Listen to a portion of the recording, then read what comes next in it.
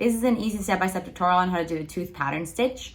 I'm going to be using a 4mm hook and 3 different colors of cotton yarn size 3. So for the stitch, you want to start with a foundation chain that's a multiple of 4. So in my case, I have 16. So for row 1, using your color A, you want to work 1 double crochet into the 4th chain from the hook. So we're going to skip 1, 2, 3, and onto the 4th, do 1 double crochet. And now you're going to double crochet all the way until the end of this row. So row 1 is essentially just a round of double crochets. So I'm just going to do that last one here, finish it off. And this is the end of row 1. So for row 2, still with your color A, you're going to chain 1 and flip your work. Now you want to work 1 single crochet into each of the stitches of this row. So this is 1, 2, 3, and essentially work 1 single crochet into each stitch until the end of the row. So I'm almost at the end of the row here. My second to last single crochet is at the top of that double crochet, and the very last one you're going to do it in the top of the turning chain. So we're going to go on top of that turning chain and do a single crochet, but personally I like to change colors when I close the last stitch. So I'm going to grab my color B, which in my case is blue. I'm going to grab my color B and I'm going to fold it so I have a tail on the one end. And I'm going to pull through to close this single crochet with it. So essentially I've done my last single crochet onto the top of the turning chain while also changing colors. So now I'm going to continue working with color B for the next row. At the end of this row, also feel free to cut the yarn of color A because you won't use it anymore until the next bit. And I'm going to do that by leaving a long tail so I can weave it in. This is the end of row 2. For row 3, you're going to start with a chain 3. So 1, 2, 3, and flip your work. This chain 3 counts as a double crochet. So now you want to skip the first stitch and do 1 double crochet into the next one. Now you're going to start your row repetition. You want to chain 2, 1, 2, skip 2, and now do 1 double crochet into each of the next 2 stitches. So that is 1, and this is 2. And that is the row repeat you want to follow. Essentially, you chain 2, skip 2, and do 1 double crochet into each of the next 2 stitches. And this is the end of row 3. Row 4, you are staying with color B. You want to start with a chain 1 and flip your work. So now you want to work 1 single crochet on top of the first 2 double crochets. So we're going to do 1 single crochet into each one of those. That's 1 and 2. Now you want to do chain 2 and then do 1 single crochet on top of the next 2 double crochets. So 1 into each. That's 1 single crochet and 1 single crochet. And this is your row repeat. You're going to chain 2 and go into the next double crochets with 1 single crochet each.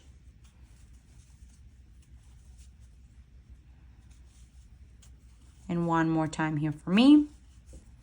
You're going to chain 2, skip that chain, and then onto the last double crochets, do 1 single crochet on top of each.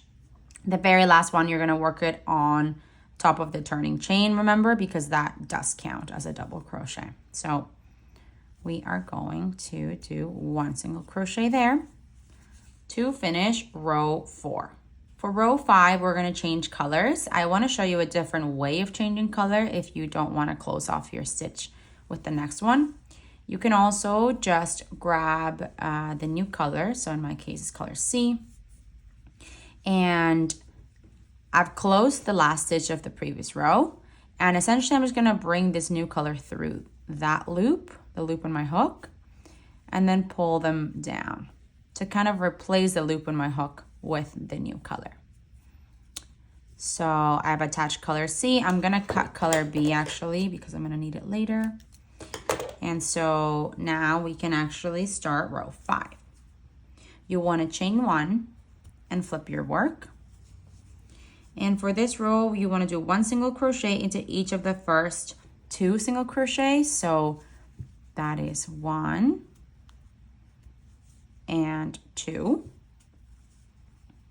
Essentially, you just did 1 single crochet on top of the double crochets. And that's what you want for this row. Now, you're going to do a treble crochet to kind of fill in this gap. So for a treble crochet, you yarn over twice.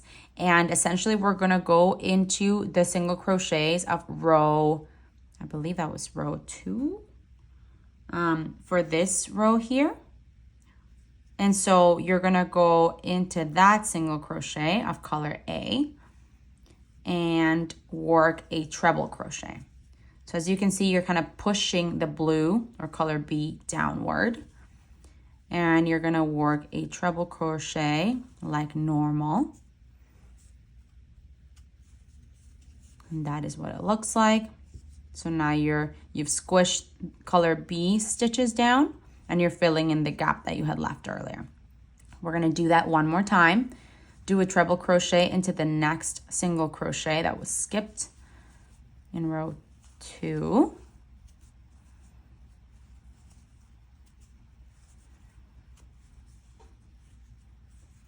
Now you have essentially 2 treble crochets, and that is the row repeat. So you want to do one single crochet on top of each of the double crochets from the previous row. Oh no, sorry. Okay, sorry. So cut and go back, and so now, okay, cut, go back, and start here. So now you have done 2 single crochets and 2 treble crochets, and that is the row repeat. So in the next 2 stitches, you're going to do 1 single crochet into each. That's 1 and 2. And onto the next 2 stitches, but you're going to work these ones here. You're going to do 1 treble crochet into each, squishing down color B and working essentially a regular treble crochet. So that is 1, and this, just grab some more yarn there. That is 2. That's your repeat. I'll just continue to show you 1 single crochet into the next stitches. And now 1 treble crochet to fill in that gap.